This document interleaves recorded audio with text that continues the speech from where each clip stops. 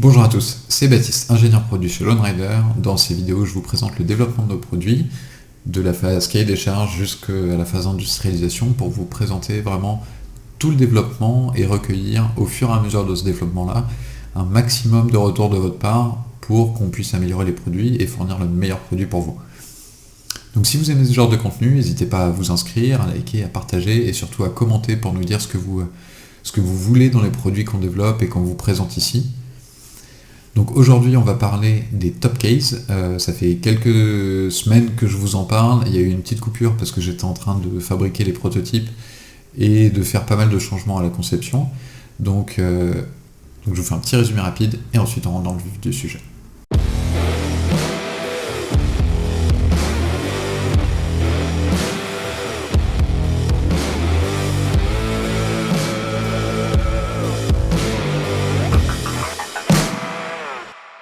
Donc, les top cases, on va faire deux tailles. Je vous les mets ici à côté, un grand, un petit. On essaye d'avoir un style assez distinctif et qui permette de se raccrocher aussi au reste de la gamme. C'est pour ça qu'on a notamment sur les côtés des panneaux mollets qui permettent de rajouter des sacs sur les côtés pour pouvoir ajuster rapidement en fait la contenance et puis voilà votre capacité de chargement pour vous adapter en fonction de tous vos trajets. En plus de ça, on essaie d'avoir un top case qui soit le plus safe possible, le plus sûr possible, qu'il n'y ait pas de risque que vous le fassiez voler, etc. Avec une compatibilité la plus grande possible.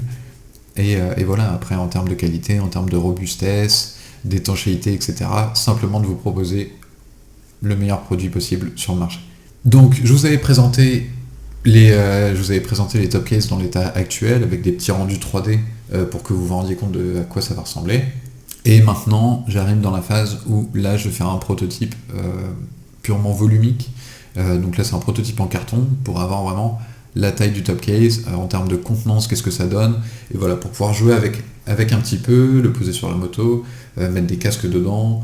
Donc voilà, je vais vous présenter un petit peu rapidement le prototype, à quoi il ressemble, quels tests j'ai fait dessus, et puis qu'est-ce qu'on en conclut, et c'est quoi les prochaines étapes. Donc ça, c'est notre top case dans la première version que je vous avais présenté il y a de ça 3 semaines, je pense. On est sur un volume qui est assez important. Là, on est sur un volume de 78 litres, donc c'est quand même gros. Donc la première étape, c'était de voir en termes de contenance, qu'est-ce que ça permet, parce que nous, ce qu'on voulait, c'est de pouvoir vous permettre de mettre au moins 2 casques à l'intérieur, et si possible, 2 casques Adventure, donc les casques avec la casquette, qui sont particulièrement volumineux.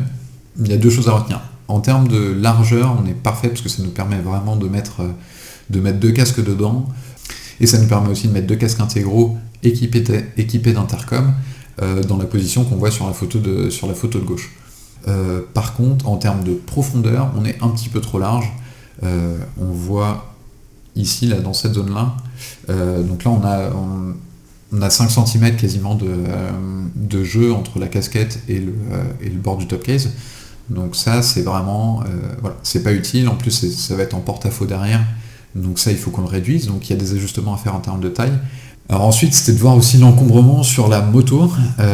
Donc là, je l'ai posé sur ma GS. Ça nous permet, voilà, de se rendre un petit peu compte de la taille. C'est gros, mais c'est pas non plus gigantesque. Là, sur la photo, le top case n'est pas centré. Je l'avais pas centré quand j'ai pris la photo. Mais voilà, ça donne une idée un petit peu de la largeur et de la taille. Donc voilà, ce qu'on voit, c'est que globalement sur la largeur hauteur on est bon. En tout cas, moi de mon avis, pour un grand top case qui accueille 2 casques, c'est pas choquant. Par contre, on est un peu trop profond et le porte-à-faux qu'on a derrière est un petit peu trop important. Et ensuite, c'était aussi de voir par rapport à la concurrence, et bah où est-ce qu'on en est en termes de taille. Donc là, c'est par rapport au Tracker, qui est un très bon top case. Mais voilà, après en termes de taille, pour comparer, on est quand même plus grand, on est surtout beaucoup plus profond, on le voit sur la photo du dessous. En largeur, on est un petit peu plus large, mais pas énormément, c'est d'une dizaine de millimètres si je me souviens bien. Donc voilà, en termes de taille, mis à part cette profondeur-là, ça semble pas mal. Et par contre, là, en termes de contenance, là, ça nous permet vraiment de mettre 2 casques Adventure. Pareil, au niveau de la conception et de l'assemblage, ça nous donne pas mal d'infos. Pendant que j'assemblais tout ça, de voir la quantité de plis, la structure telle qu'elle était faite, la connexion entre les pièces, en termes d'étanchéité, en termes de charnière, voilà, toutes ces choses-là, en termes de rigidité aussi. Ça me donne beaucoup de retours, ça me donne beaucoup d'informations sur les choses à améliorer avant de lancer la prochaine phase prototype. Donc là, ça nous amène à la deuxième partie prototype, et donc pour cette deuxième partie, on va faire trois tailles de top case différents, tout simplement parce qu'on n'est pas encore sûr et certain en termes de dimension du grand top case. Donc le petit sera à peu près un 34-35 litres. On va voir, on peut même augmenter un petit peu, c'est pas forcément gênant, on peut s'ajuster. Mais voilà, l'idée c'est d'avoir ce petit là, et ensuite de faire un moyen et puis un large. Donc le moyen qui correspond à peu près à ce qui est dispo sur le marché actuellement, et le large qui est la version dont je vous parlais juste avant, donc qui permet de mettre 2 casques Adventure dedans avec toutes les modifications qu'on a faites. Et donc là, sur ces protos-là, en termes de process, ce ne sera pas du tout la même chose. Toutes les tôles, ce sera de l'aluminium qui sera plié. Et après tout le système de fermeture, on aura les boucles qui sont en inox, etc. Pour vraiment pouvoir tester le produit final. Et ensuite, on n'aura plus qu'à jouer en fait sur les tailles, mais ça c'est assez rapide d'ajuster ces tailles-là avant de lancer en production. Mais voilà, au moins on saura où se situer. Est-ce qu'il faut qu'on soit à 70 ou plus? Est-ce qu'on sera à 62, voire même un peu moins? Et puis vous aussi, vos retours, là comme ça, à première vue, qu'est-ce que vous préférez comme top case? Dites-moi en commentaire si vous préférez un petit, un moyen, un gros. En tout cas, nous on ne produira pas 3 tailles, on produira uniquement 2, un petit et un plus gros. Donc voilà, après, à vous de nous dire ce que vous préférez. De toute façon, dès que ces protos-là, j'ai terminé de les produire, je vous les montrerai en vidéo, etc. pour qu'on se rende bien un petit peu compte de tout ça. Et donc ensuite, quel test on va faire sur ces prototypes-là? Alors là, on va vraiment rentrer dans le vif du sujet en termes de tests mécaniques et de tests de produits. Là, on va tester l'étanchéité, on va tester la solidité, on va tester de le voler, de rentrer dedans. Est-ce qu'on peut le retirer sans les clés? C'est quoi les points de défaillance de ce produit-là? Pour que derrière, nous, on puisse faire les ajustements et qu'on vous garantisse un produit qui est sûr. Après, on va faire des kilomètres et des kilomètres avec. On va faire aussi des tests de montée d'altitude, parce que d'un côté, il faut qu'on ait un top case qui soit étanche à l'eau, pour que quand il pleut, ou vous roulez dans des flaques d'eau, etc., que ça remplisse pas le top case d'eau.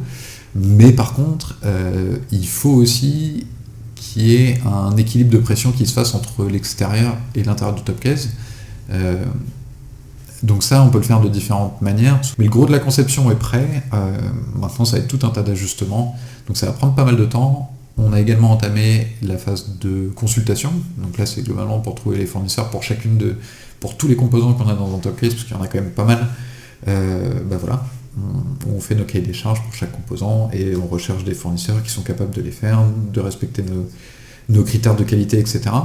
Si ça vous intéresse, d'ailleurs, je pourrais vous expliquer dans une autre vidéo comment ça fonctionne, cet aspect-là. En attendant, pour ceux qui seront dans la région ou qui prévoient d'y aller, moi je serai au Salon de Lyon, au Salon du 2 roues de Lyon, du 24 au 26, mais Lone Rider sera présent tout le long du 23 au 26. Donc voilà, si vous voulez voir nos produits, si vous voulez parler avec nous, il y aura Tom Barrer, il y aura Adventure, il y aura plein de monde avec nous pour vous présenter la marque, pour vous présenter ce qu'on fait, les futurs produits, les produits actuels, vous donner tout un tas de retours. Il y aura la Tom Barrer Academy aussi, il y aura la nouvelle moto de Matt Adventure qu'il a dévoilée il y a quelques jours. Donc voilà, si vous voulez nous voir, n'hésitez surtout pas à passer, à nous poser plein de questions, et puis on se fera un plaisir de vous répondre. Moi je vous dis à très bientôt avec des nouvelles vidéos de développement produit.